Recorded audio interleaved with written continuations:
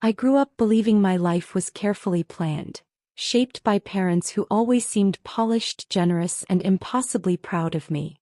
That illusion cracked on my 27th birthday, quietly, almost politely, when my grandfather revealed a truth that hollowed out everything I thought I knew. My name is Evelyn Marlowe, and until that night I still thought my parents were the kind of people who protected their child. Instead, they had spent 27 years quietly draining a trust fund worth $3.4 million. Money meant for my future, not their lifestyle of ocean views and glossy purchases. Our house in Pacific Heights was the kind people photographed as they walked by. White columns, manicured hedges, a place that pretended to be peaceful even when tension lived behind every door. My parents loved attention, loved being seen, loved the illusion of success. They threw parties that made it into society columns, smiling easily for cameras, always referring to me as their miracle girl. Sounded sweet from the outside. Inside, I was mostly an afterthought. They sent me to boarding school at 12, saying I needed structure, while they traveled and upgraded homes. Every birthday brought the same message. Use the money wisely, sweetheart. I saved every cent, imagining they were preparing me for adulthood. I believed without question that they were taking care of me. The only person who ever looked closer was my grandfather. Frail, often quiet, but sharp in ways that made people underestimate him. He used to slip me old books and tap the margins, whispering, "Always read the fine print, Evie." I thought he meant contracts. Or maybe I hoped he did. When my 27th birthday arrived, my parents staged a dinner that felt more like a performance. White tablecloths, soft classical music, guests who complimented my dress, chosen by my mother naturally. Toasts were made, glasses lifted, and I smiled as if everything was normal. Then my grandfather raised his glass. His voice was barely more than a breath, yet it cut through the room like a bell. "Evelyn, your trust became fully yours today. All $3.4 million. I transferred it last year to protect it." I remember the sound of my mother's inhale, sharp and brittle. My father's fork paused midair. My stomach dropped as the room tilted, as if gravity suddenly shifted. $3.4 million. The same amount they had been borrowing, reallocating, and managing my entire life. For cars. For renovations. For vacations. For a lifestyle they could never actually afford. I didn't cry. I didn't shout. I just asked one question quietly. How much is left? My father attempted a laugh, the kind he used at charity galas when someone said something inconvenient. "Sweetheart," he began, "you don't need to worry about that. Everything is handled." But my grandfather was already sliding a thick folder across the linen tablecloth. His hands trembled from age, but his eyes were steady, steady in a way that made my parents shift in their chairs. Inside the folder were bank statements, transfer slips, authorization forms with a signature that looked like mine but wasn't. He had kept everything. Every withdrawal. Every forged document.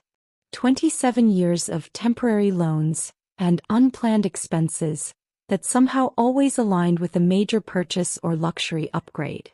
The truth was printed on every page. Less than $8,000 remained. My mother reached for my wrist, her voice soft and desperate. "Evelyn, honey, this isn't what you think. We had emergencies. We had responsibilities. You know how hard your father works." I pulled my hand back. I had never seen her look small before, never seen her mask slip. It didn't feel victorious. It felt empty. Grandfather cleared his throat. "They were required to obtain your signature after you turned 18. His eyes flicked toward my parents. "Which they never did." My chest went cold. "So all of these.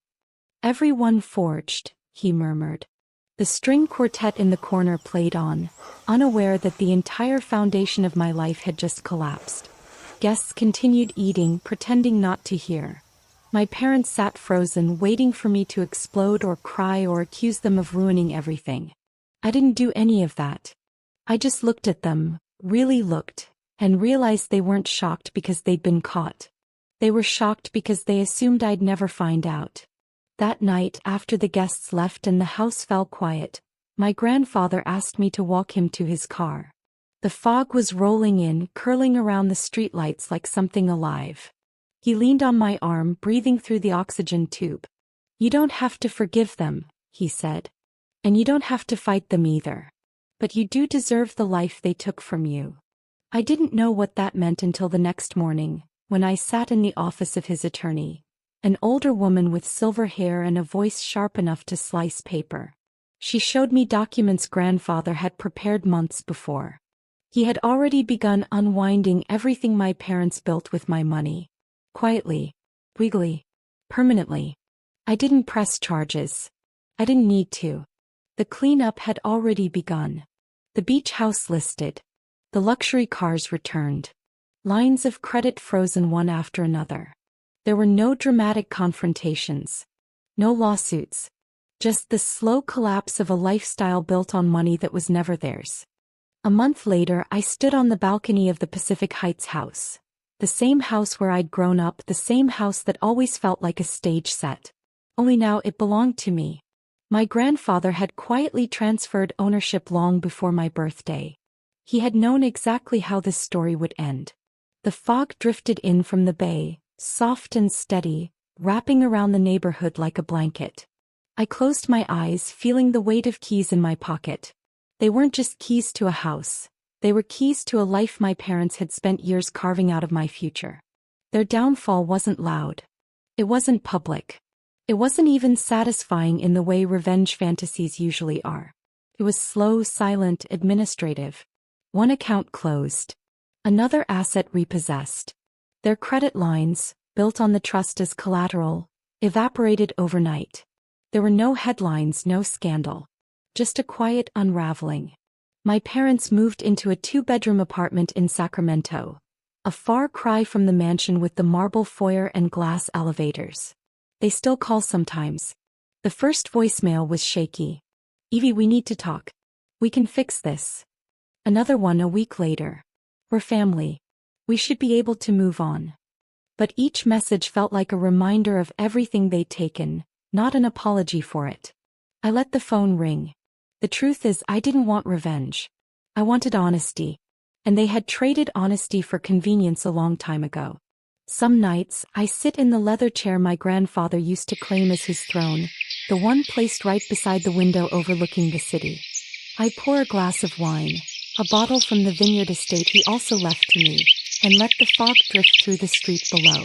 It's peaceful in a way my childhood never was. I realized something in those quiet evenings. Love shouldn't come with ledgers. And trust shouldn't have expiration dates. My grandfather knew that. That's why he waited until my trust became irrevocable.